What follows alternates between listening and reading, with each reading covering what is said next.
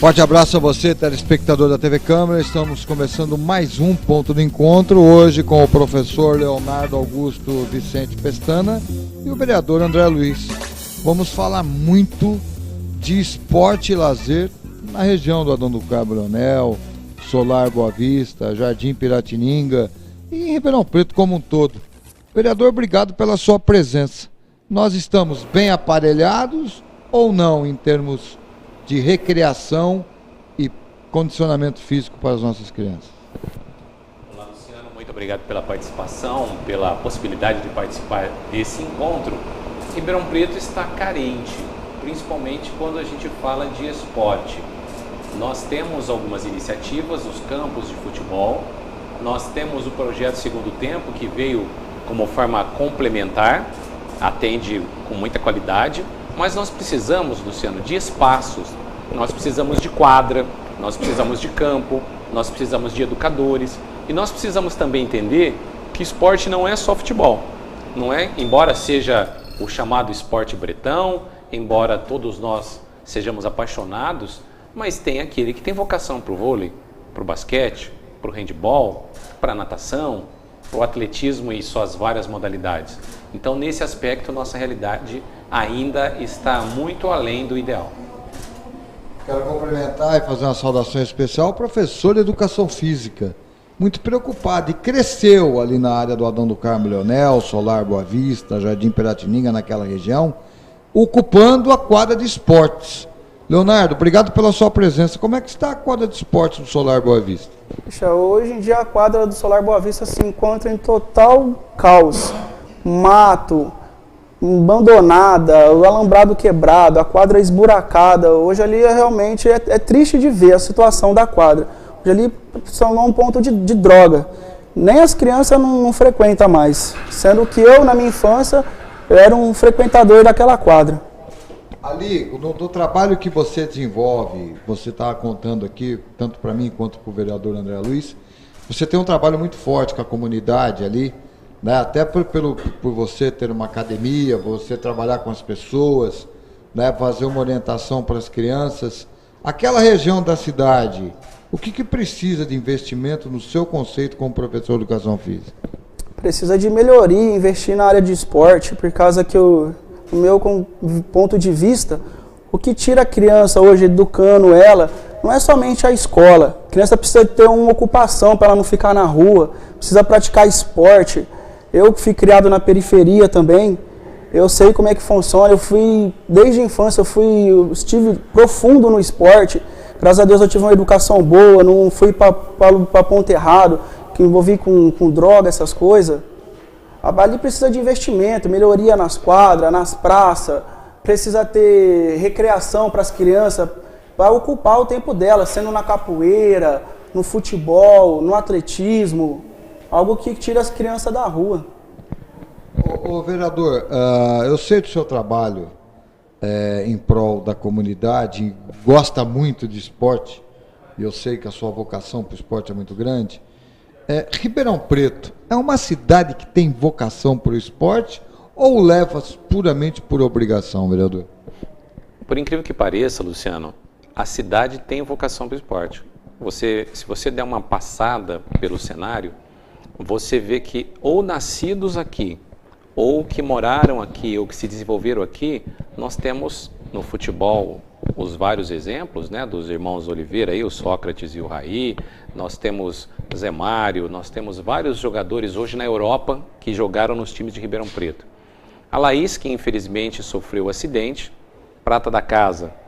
Nós temos no voleibol, poderia destacar a Fernanda Vendramini.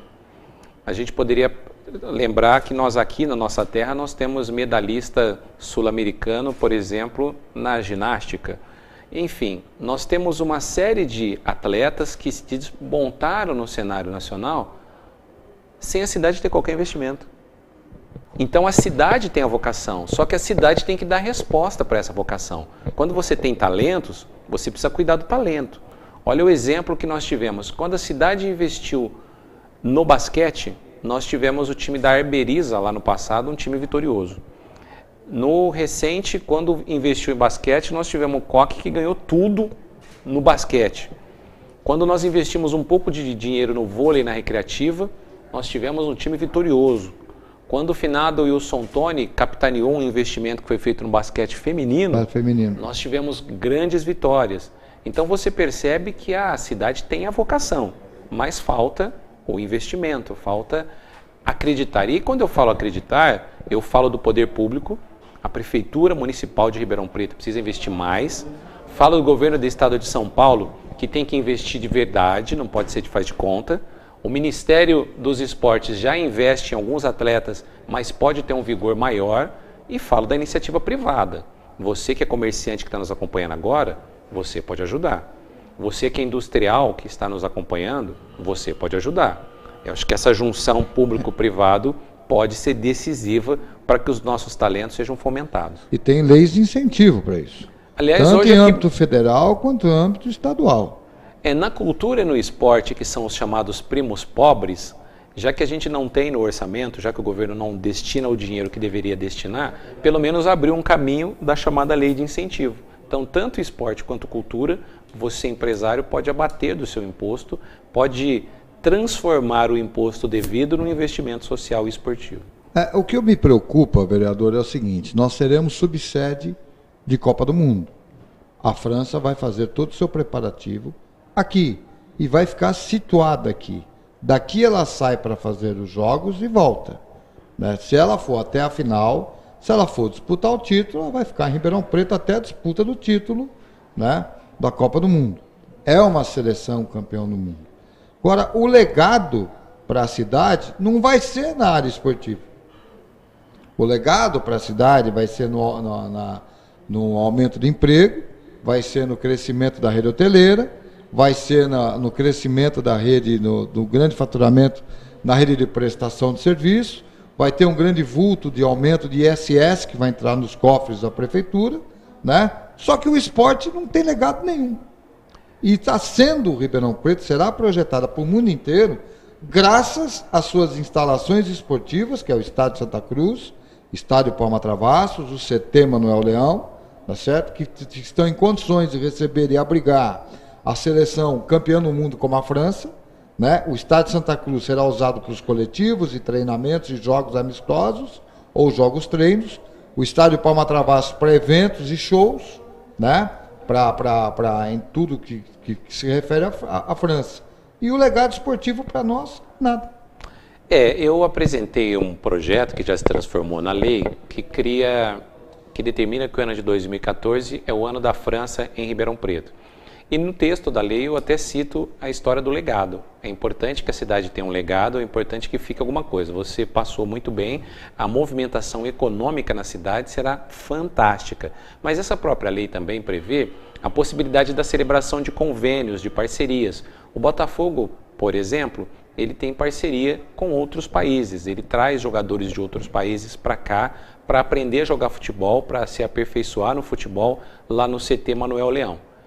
É possível também que a Secretaria de Esportes, é possível que a Prefeitura Municipal celebre parcerias também com entidades da França, com agremiações da França, para que nós tenhamos a possibilidade de mandar os nossos atletas para lá, para que atletas de lá venham fazer oficinas aqui e principalmente para que existam recursos. A gente sabe que o europeu tem a tradição de montar organizações não governamentais e destinar recursos. A gente tem em Ribeirão Preto, e agora eu vou falar em comércio, a gente tem hipermercado francês. A gente tem agências de veículos que negociam veículos franceses. Se você correr assim rapidamente, e eu conversava com o secretário de turismo, rapidamente ele citou 7 ou 8 empresas que são internacionais, que são francesas, que estão na cidade.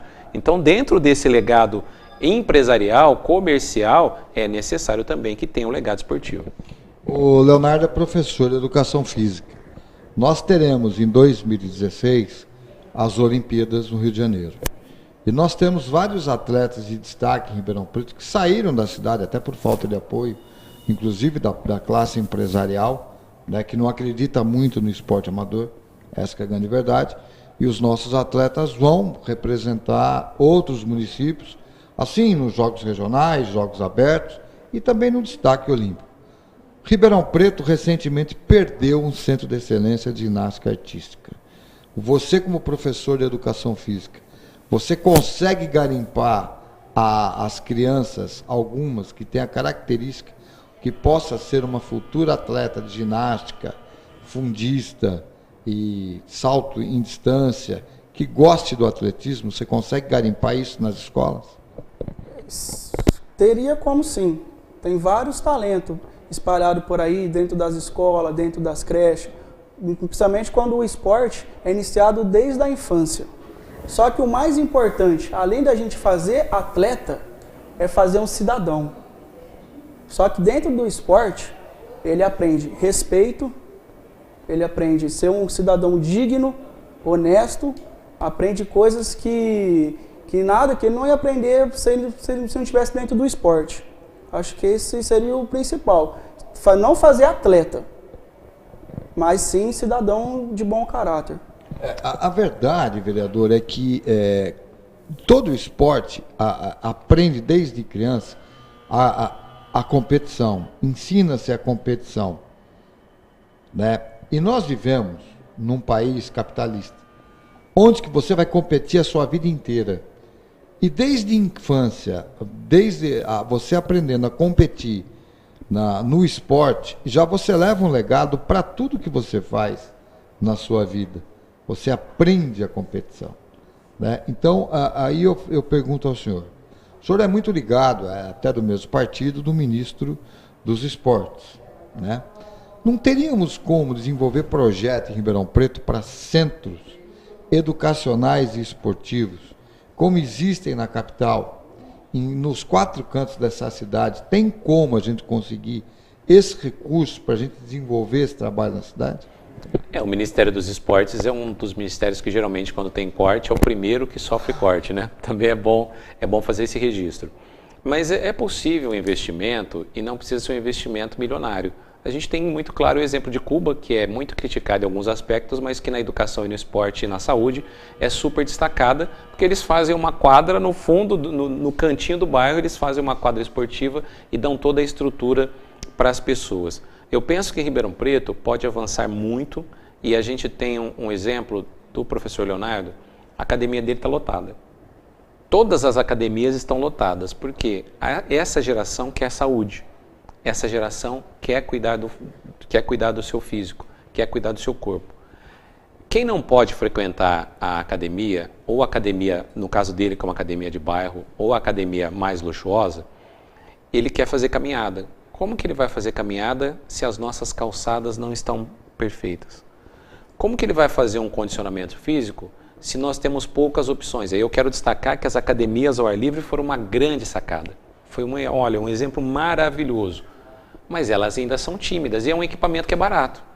Menos de R$30 mil você consegue montar uma academia. Se o governo municipal não tem dotação orçamentária para fazê-lo, o que acontece com a iniciativa privada que não consegue um empresário fomentar o patrocínio de uma academia? Então, nós precisamos de uma interface melhor na cidade. Eu acho que todos nós devemos isso. Eu sou interessado nesse tema porque realmente eu acredito. Você falou da competição, Luciano. Além da competição, que é o modelo, você tem que ser o número 1, o modelo principalmente norte-americano, o esporte proporciona um outro valor, ou outros valores. Primeiro que a maioria dos esportes coletivos, você só será o vencedor se o seu companheiro do lado for vencedor. Você só vai marcar o gol se tiver alguém que lança a bola, alguém que faz o drible e que te passe a bola, ou dê a famosa assistência, para que você marque o gol. Você só vai ter uma defesa imbatível se goleiro, zagueiro, se os laterais voltarem para apoiar. E em todos os esportes. No esporte individual, embora o nome seja individual, por trás do atleta existe um treinador, existe um preparador físico, existe um nutricionista. Então o esporte obriga a você a pensar no coletivo, coisa que nós estamos faltando, por exemplo, no país. Hoje o país não pensa em coletivo. Hoje determinado grupo tenta impor a sua opinião, tenta impor o seu desejo, e a gente não enxerga uma grande nação. Então o esporte, ele tem sim essa possibilidade de fazer com que nós enxerguemos uma grande nação e, como o Leonardo disse bem, cidadão. Mais do que esporte, acho que o grande, mais do que levantar o troféu, é você apresentar a sua vida e dizer assim, ó, eu sou um cidadão, eu ajudei a mudar essa cidade, esse país. Leonardo, você quer falar alguma coisa sobre isso? Só colocando um ponto aqui, a academia ao ar livre foi uma grande sacada realmente, eu concordo. Só que você tem uma academia ao ar livre e não tem um profissional da área para estar atuando junto com a população, eu acho que aí está um erro aí também. O pessoal tá lá, vai lá, faz o exercício de qualquer jeito, sem uma orientação. De repente um pessoal passa mal lá, não tem um socorrista, não tem um profissional da área para tomando conta disso aí. Então investiu na academia ao ar livre, só que não investiu para quem cuidar da população que está praticando o exercício. Você tocou num ponto interessante, Leonardo, pelo seguinte, eu tenho visto onde tem academia ao ar livre, vereador, em alguns pontos, não em 100%, mas em grande parte de onde tem academia ao ar livre, a população ocupou a praça. Aonde não tem academia ao ar livre, a praça está sendo ocupada por marginais de tráfico de droga. Essa é a grande realidade. Então é um investimento tão barato, mas tão barato para você ocupar e levar a comunidade para a praça, para ocupar o espaço que é dela, que não custaria nada desenvolver esse trabalho junto com o monitor. Pode ser um monitor da Secretaria de Esportes, para acompanhar que mora naquela região. Aliás, Luciano, a Academia ao Ar Livre, ela desvendou algo que a gente já sabia, mas ficou bem evidenciado. A academia foi concebida pensando na terceira idade. Quando os aparelhos foram instalados, as crianças correram para os aparelhos. E isso mostrou que as crianças não têm opção de lazer. Então as crianças começaram a utilizar os aparelhos, aí os idosos vieram e houve uma negociação na maioria das praças, uma parte o idoso usa, outra parte a criança, só que aí veio a família, porque alguém tinha que olhar a criança. Então ou era o avô que estava olhando, ou era o pai, ou era a mãe. As famílias começaram a voltar para as praças. Aqui no nosso Parque Maurílio Biagi, a primeira academia tinha tanta criança que aí teve a sacada do governo de conseguir o patrocínio e fazer um equipamento ao lado para as crianças e aquele ficar destinado à terceira idade. A gente já apresentou projetos aqui na casa, inclusive da volta, já que as praças atuais não têm coreto, mas que volte a bandinha, que volte o artista local, que a gente consiga nos finais de semana ter uma apresentação artística que não precisa trazer o cidadão de destaque no cenário nacional. Não, aqui em Ribeirão a gente tem tanto talento. Então imagine numa tarde de domingo, lá no Adão do Carmo, lá no Parque Ribeirão, lá no Maria da Graça, lá no Branca Salles, a gente fazendo uma atividade das 2 às 6 com cantor, em todas as esquinas da cidade nós temos pessoas fazendo malabares. E pedindo uma moedinha. Não é possível essa pessoa fazer uma apresentação circense numa praça para que a família esteja reunida? Então, Luciano, falta um pouquinho essa articulação. São opções que não são caras, mas tem que ter o mínimo de infraestrutura. A pracinha tem que ter o banco, tem que ter o calçamento, tem que ter a área verde. E aí eu comparo, algumas pessoas até não gostam, eu comparo uma praça com outros segmentos, inclusive com a política. No passado, na minha geração, na sua geração, só tinha gente boa na praça. O malandro ficava longe. Por quê? O malandro não fica onde o bem está presente. Com o passar do tempo, nós fomos saindo da praça e a malandragem tomou conta. Na vida pública acontece isso também. Em vários locais, as pessoas boas se afastaram e as pessoas não tão boas tomaram posse. A partir do momento que pessoas boas começam a vir para a política dá uma respirada e ela se torna melhor. A praça acontece a mesma coisa, no esporte acontece a mesma coisa, em outros segmentos da sociedade acontece a mesma coisa. Esse apoderamento do espaço público é necessário. O poder público tem que fazer a sua parte, a sociedade civil tem que fazer a sua parte. E quando um comerciante, quando um professor de educação física fica indignado e começa a mobilizar e vem aqui na Câmara e fala, vereador, precisamos melhorar meu bairro. Quando ele bate na porta do vizinho, do supermercado, da quitanda, da manicure e fala assim, gente, precisamos melhorar o bairro. Aí você volta a ter esperança. Você sabe, vereador, o investimento é tão pequeno que, veja você, se você revigorar uma praça em determinado bairro da cidade, você colocar academia ao ar livre, os comerciantes da área podiam se cotizar e colocar essa academia, sabe por quê não? Porque eles vão ganhar muito no retorno. Por quê? Porque eles vão poder ficar abertos até mais tarde, vão faturar aos finais de semana. Já pensou um concurso? Você sabe que em Ribeirão Preto eu sinto falta do concurso de fanfarras nas escolas. Nas escolas. Aliás, mataram as fanfarras das escolas, né? Ribeirão Preto tinha... Existe um festival famoso que é o Zequinha de Abreu, aqui em Santa Rita. Santa Rita. E Ribeirão Preto mandava bandas ali que disputavam de igual para igual com outras cidades. E com o tempo foi perdendo esse hábito, né? Pra você ter uma ideia, a banda mais famosa da nossa região é da Faculdade de São Luís de Jabuticabal, que tem apresentações fantásticas da cidade.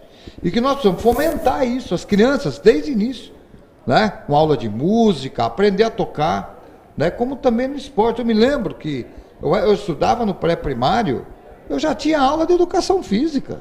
Ah, Luciano, deixa eu fazer um parênteses. O professor... Isso faz tempo. Em casa eu tenho um exemplo, meu filho também é educador físico, ele era atleta, foi buscar a graduação, é educador físico também, a gente até debate isso às vezes em casa.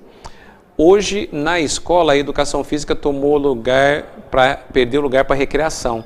Então, hoje, na minha época de estudante, eu lembro que estudava no Walter Ferreira, ou depois no Tomás Alberto, de manhã eu ia na escola, ia para casa, almoçava, voltava à tarde para a aula de educação física. Agora, a aula de educação física é no meio da aula.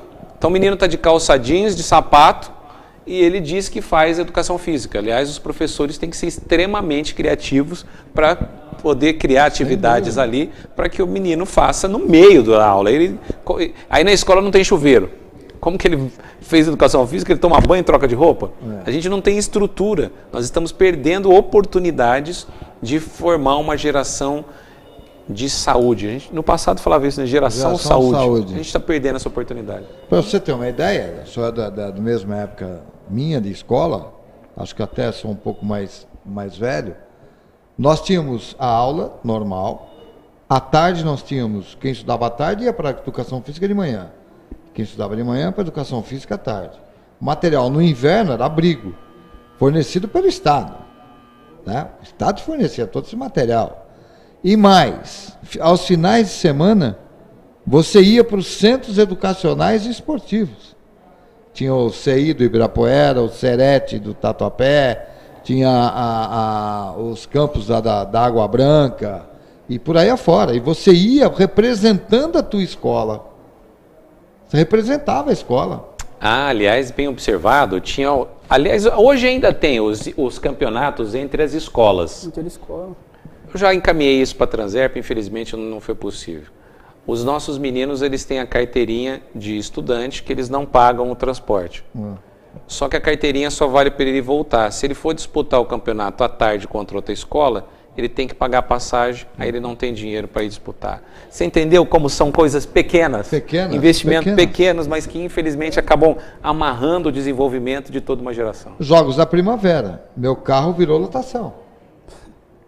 Virou lotação, porque minha filha estourou o último ano dela. Então ela disputou, até ganharam medalha de ouro no futebol de salão, foram campeões. O que aconteceu? Eu tive que levar. Eu baldeava 5 meninas, 5, e botava. Por quê? Por causa disso. Mas assim... Por causa disso. Então, quer dizer, sem dúvida alguma, a falta de incentivo. Né? Porque as pessoas tem quem tem carro, leva, e quem não tem. E a pessoa que, às vezes, os 2,80 da passagem para ir, 2,80 para a passagem para voltar, os 5,60 fazem uma falta tremenda no orçamento. Não é isso, velho? Só complementando o assunto, lá na minha academia, foi uma menininha esses dias lá, e ela tá bem gordinha, ela só vai fazer as aulas de dança. Aí eu perguntei pra ela, né, falei assim, vamos à tarde a gente fazer um personal, tá, fazer um trabalho diferenciado, tá, a gente faz umas brincadeiras mais lúdicas. E eu falei de algumas brincadeiras pra ela. Ela nunca ouviu falar nesse tipo de brincadeira. Brincadeira que eu fazia quando eu era na minha infância, na rua. Então, como hoje em dia a gente tem que fazer esse trabalho, fazer o quê? Fazer o negócio do trabalho das praças, porque as crianças hoje só querem ficar Facebook, internet, WhatsApp. Hoje em dia as crianças não têm o que brincar. E ela tá perdendo aquele negócio de infância, aquela coisa gostosa. Hoje em dia as crianças não sabem pegar uma bolinha de gude. Não sabe o que é um betis, jogar um betis, uma bolinha de betis. Não sabe rodar um peão. Nunca sujou o pé de barro na terra para jogar uma bolinha. Isso é um absurdo, não tem como. Mas os pais têm razão. Como você vai deixar o seu filho sair na rua para fazer esse tipo de brincadeira, sendo que não tem também segurança? Como que ele vai lá brincar na praça, sendo que ele não tem segurança? Hoje em dia, quem é que solta pipa? Os moleques que sabem soltar pipa é o pobre. O rico não sabe fazer nada, a criança que tem mais estrutura. Hoje, para dar um exemplo, a gente estava lá em frente à academia esses dias, o Glauco, o menininho que fica lá fora, mas é menino muito bom. Tava lá fora e saiu os outros dois. Os outros dois meninos vizinhos lá, que só fica dentro de casa, tentando empinar a pipa. 15 minutos para tentar empinar a pipa. Não sabe empinar a pipa, só fica no videogame. O Glauco viu, foi lá e em 5 minutinhos já suspendeu a pipa dos meninos. Por quê? É um menino, tipo assim, a criança hoje, ela, entre aspas, ela não tem aquela malandragem. A criança precisa, desde criança, ter aquela malandragem. Ela perdeu a vivência das ruas. Isso. Até porque o pai e a mãe, para garantir até a própria segurança do filho, trancou o filho em casa. E criou uma falsa expectativa de que o filho está protegido. Só que não existe uma redoma. O filho tem que ir na escola, depois o filho vai entrar no mercado de trabalho, e aí ele não sabe se relacionar com as pessoas. Tem criança que não vai mais no clube porque é perigoso, o pai prefere fazer a piscina dentro de casa. E aí tem criança que morre dentro de casa porque não sabe nadar. Tem criança que não sabe partilhar. Ele tem uma bola, mas ele não sabe. A nossa geração era uma bola para todo mundo. Então você sabia partilhar. Cuidava, inclusive comprava sebo. Jogo de camisa, você fazia uma vaquinha e um tirava, saía, dava a camisa para o outro, você sabia partilhar. Essas nossas gerações atuais não estão sabendo usufruir do exercício da partilha. E isso é preocupante. Muito preocupante, mesmo porque é aquilo que o senhor fala, viver em sociedade, viver dentro do seu círculo, é complicado para as pessoas que ficam só dentro de casa, não sabem o que é isso. O senhor fala em partilhar, alguém está assistindo lá do outro lado, um garoto desse não é partilhar, é compartilhar, porque o compartilhar dele é no Facebook. Exato. Não é verdade? Exato. É isso aí que acontece. Mas o papo está muito bom, nós vamos voltar outro dia, né? E inclusive, vereador, a TV Câmara pode acompanhá-lo em matérias, né, externas sobre o assunto, em vários pontos da cidade. Se o senhor precisar, nós estamos à disposição, vamos acompanhar para mostrar para a população, né? Porque o vereador não tem o poder da caneta, né? Infelizmente, né, vereador? Lamentavelmente. Aliás, se nós tivéssemos o poder da caneta, meu amigo, e é interessante que o cidadão entenda também que o vereador ele não tem a dotação orçamentária, então e também não tem a autoridade de determinar, vai reformar aquela praça ou vai construir aquele equipamento. Mas ele pode ser, e aliás a função dele ser esse intermediário, ser a voz da comunidade. Com a experiência da Câmara Participativa, com a experiência da TV Câmara, a gente tem conseguido também trazer a sociedade, como está acontecendo hoje com o Leonardo, para que também ela verbalize, para também que, junto, sociedade, legislativo, a gente consiga ter mais eco para sensibilizar o executivo, mas também sensibilizar a comunidade. A gente cobra muito dos prefeitos, dos governadores, dos presidentes, mas o cidadão tem que fazer. Não adianta ter a pracinha pronta se você for lá e jogar lixo na pracinha. Não adianta ter academia se você for lá quebrar a academia. É uma via de mão dupla e nós estamos dando os nossos passos e espero que o outro lado também dê os seus passos. Quero agradecer a presença do vereador André Luiz, a presença do Leonardo e a sua audiência. Até o próximo ponto do encontro, se Deus quiser e Ele quer.